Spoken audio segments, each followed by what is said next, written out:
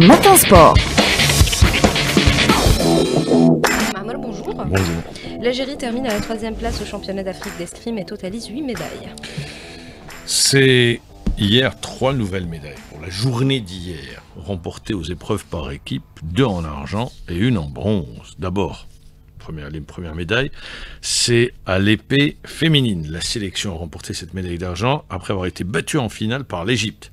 Le score était de 6 partout, mais l'arbitre a sanctionné l'équipe algérienne par un carton noir. Le carton noir est synonyme de non-combativité. C'est le règlement. La sélection a dû donc se contenter de la 2e place. L'autre médaille d'argent, elle a été remportée au sabre féminin. L'Algérie s'est inclinée toujours face à l'Égypte, 45 touches à 40. Et puis la 3e médaille de la journée, c'est au fleuret masculin, où la sélection nationale a raté de peu sa qualification en finale après avoir été battue par l'Angola en demi sur le score de 45 touches à 44. Ça s'est joué à une touche près. Sur les résultats obtenus, on écoute la coach nationale, Zahra Kamil, qui a été contactée par Nassima Djaoud. On a fait un gros travail avec peu de moyens. Les athlètes, ils en voulaient tellement. Tout le monde a fait son mieux pour honorer l'Algérie. Alhamdoulilah, toutes les équipes ont fini par être sur le podium. Donc moi, je suis contente de tous mes athlètes. Et on a de l'espoir, Inch'Allah, pour l'avenir de l'escrime algérienne. Je rappelle que la sélection nationale d'escrime donc termine ce championnat d'Afrique à la 3e place, comme vous l'avez si bien signalé, 8 médailles, 2 en argent et 6 en bronze, tout juste derrière le Kenya et l'Égypte qui terminent à la 1re place avec 11 médailles d'or. Et je rappelle que l'Égypte, il faut le rappeler, a été la première nation africaine à se distinguer aux Jeux Olympiques, et c'était à Londres où ils avaient remporté une médaille de bronze. En football, la sélection nationale féminine s'est imposée hier au match amical, 1-0 face à son homologue de la RDC. Match amical, il y aura un 2e, ça sera mardi face au Sénégal. Ça prépare la Coupe d'Afrique des Nations, la phase finale de la Coupe d'Afrique des Nations. 1-0, le but a été inscrit par Lina Boussaha à la 30e minute de jeu. On va écouter l'entraîneur national, Khalid Benstiti, au micro d'Ali Hamouche, qui revient sur cette victoire de notre équipe nationale féminine. Une bonne première mi-temps. Les filles avaient du jus, donc physiquement elles étaient bien présentes. Après une 2e mi-temps un peu plus difficile, la République du Congo a mis un peu plus d'impact. On finit à 1-0. On va dire c'est logique sur cette première mi-temps où on peut gagner 2-0 je pense. Le 1-1 pour la République du Congo n'aurait pas été démérité si elles étaient revenues au score. Donc à nous de prendre les enseignements. Je rappelle donc, mardi à 20h, allez soutenir les filles. Elles en ont bien besoin avant de partir à la phase finale de la Coupe d'Afrique des Nations. Il faudra aller. Et d'ailleurs, si la fédération a l'idée géniale de dire, allez, ouverture des portes pour le public, ou voir avec les familles, c'est une belle soirée, allez passer au stade Mustapha Tchaker à partir de 20h. Ce sera leur dernier match avant d'aller entamer la Coupe d'Afrique des Nations. Et je rappelle que la Coupe d'Afrique des Nations féminine débute le 5 juillet prochain. Et l'Algérie est dans un groupe relevé. On retrouve les Nigérianes qui ont été de multiples fois sacrées championnes d'Afrique. Il y a également la Tunisie. Et puis une inconnue, c'est le Botswana. On va enchaîner avec le rugby. Il faut dire que la Fédération algérienne de rugby traverse une zone de turbulence actuellement.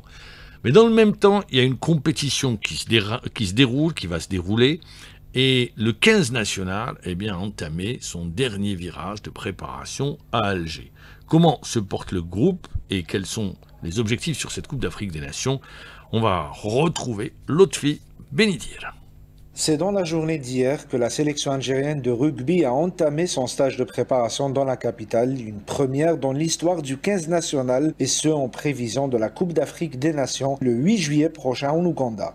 Ce rassemblement à Alger a eu un effet immédiat sur le moral des joueurs, comme nous l'a confié Azzou Zaïb, le manager général de la sélection. C'est fantastique, pour nous c'est vraiment un moment très important, d'abord pour l'histoire de la fédération, mais surtout pour les joueurs, de venir sur la la terre de ses ancêtres, c'est quelque chose d'incroyable. Avec toute l'histoire qu'on connaît sur ce pays, voilà, les joueurs sont vraiment les plus heureux du monde. Et pour nous, c'est une grande fierté d'être chez nous. La sélection nationale de rugby, qui est composée en grande majorité de joueurs évoluant dans les différents championnats professionnels européens, sont tous venus bénévolement pour défendre les couleurs de l'Algérie. Les Verts, qui débuteront l'aventure le 8 juillet prochain face à la Côte d'Ivoire en quart de finale, n'ont qu'un seul objectif en tête, remporter la Coupe d'Afrique et faire mieux que la place de vice-champion arrachée l'année passée. Pour rappel, en cas de sacre africain, l'Algérie décrocherait son billet pour la Coupe du Monde 2027 prévue en Australie, ce qui serait non seulement une première, mais un sacre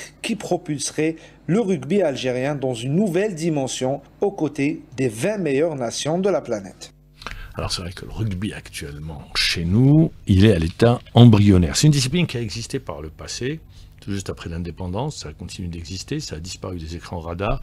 Il y a eu le mérite de tout un groupe de relancer cette discipline, mais qui n'arrive pas encore à s'installer dans le paysage sportif chez nous.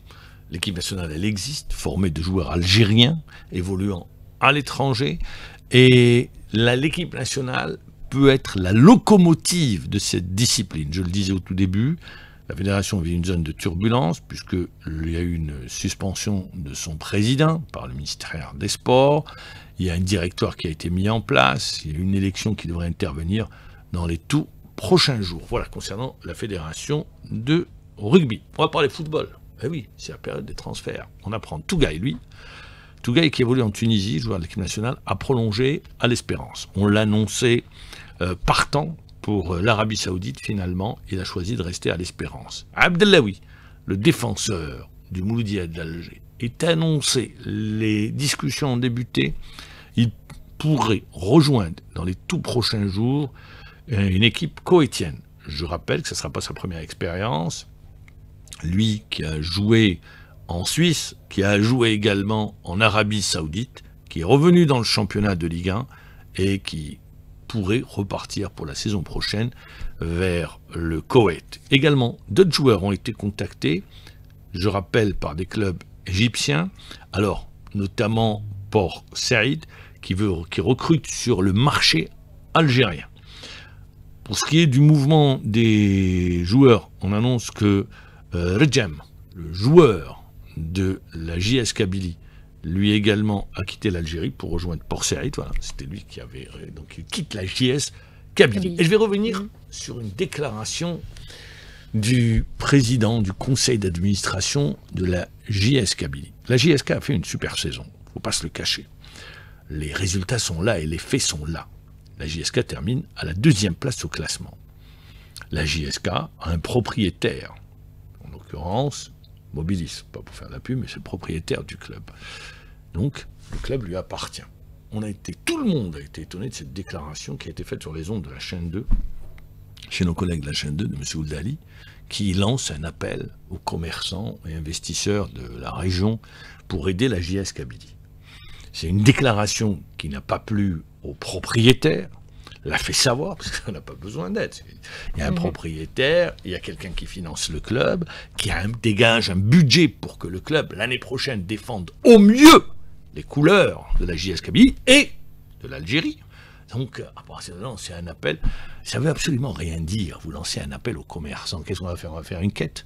Comment ça va se passer? Donc, aujourd'hui, on est passé dans une autre dimension. À travers ces déclarations, j'entends ici et là, quand un club a un propriétaire, notamment une entreprise, vous ne pouvez pas lancer comme ça un appel. C'est plus le football des années 70 ou des années 80. Encore dans les années 70 et 80, c'était l'État qui prenait en charge sur cette période de flottement qui a vu l'État financer, mais à travers le Fonds national, je ne vais pas refaire toute l'histoire, où on demandait l'aide des commerçants, des investisseurs. Le privé, à part un seul, il n'y a pas eu de privé qui a mis de l'argent dans le foot.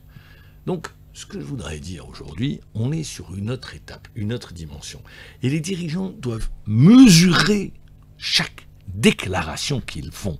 Une telle déclaration, ça veut dire la lecture que vous faites inévitablement, inéluctablement. C'est laquelle? C'est que le club est en difficulté. Tout simplement, il n'a pas d'argent. Ce qui est grave. Ce qui veut dire en d'autres termes que le propriétaire est en difficulté. Ce qui n'est pas le cas.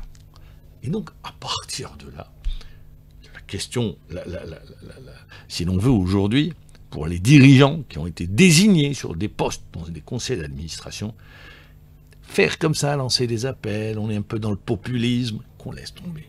L'idée, aujourd'hui, c'est comment développer le club, comment amener la JSK à passer à une étape supérieure, comment faire pour que la JSK soit rayonnante au niveau continental, comment faire en sorte que la JSK puisse avoir un centre de formation digne de ce nom, comment intégrer, parce qu'il y a un vivier, tout ce vivier-là, dans le développement du football. Quand je dis la JSK, je pourrais prendre d'autres clubs également.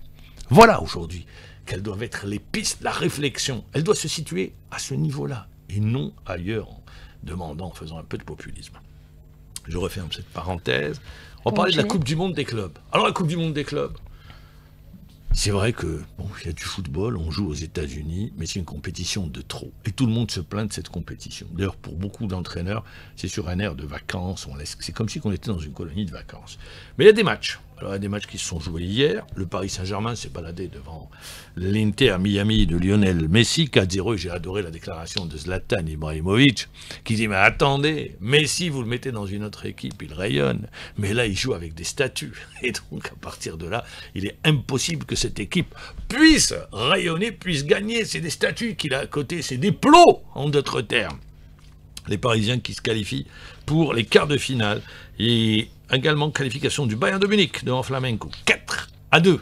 Et c'est Parisiens et Bavarois qui vont se retrouver. Ça vous rappeler une finale de Champions League entre les deux équipes. Aujourd'hui, à 20h, il y aura l'Inter face à Fluminense et Manchester City qui affrontera Al-Hilal, le club saoudien. Ça, c'est pour ceux qui pensent que le football saoudien, aujourd'hui, c'est rien du tout. Voilà, on a un club qui est en 8e de finale. Et Manchester City qui est revenu à son meilleur niveau. On va parler aujourd'hui le début de Wimbledon, avec Alcaraz, qui est considéré comme le grand favori. On verra comment va réagir également Sabalenka, qui a été battue en finale à Roland-Garros par Graf, l'américaine. Puis il y a eu la Formule 1 hier, avec la victoire de Nistri, qui a gagné, qui a par la première place. Les deux McLaren ont gagné, Norris plutôt, et qui a remporté la première place devant son coéquipier Piastri. Et à la 3e place, on retrouve Leclerc sur Ferrari. C'est une large avance au championnat du monde des constructeurs pour l'équipe McLaren. Voilà pour l'essentiel. Merci pour ce tour d'horizon, Mohamed Djebouj, de l'actualité sportive. Il est 7h28 sur les ondes d'AG3.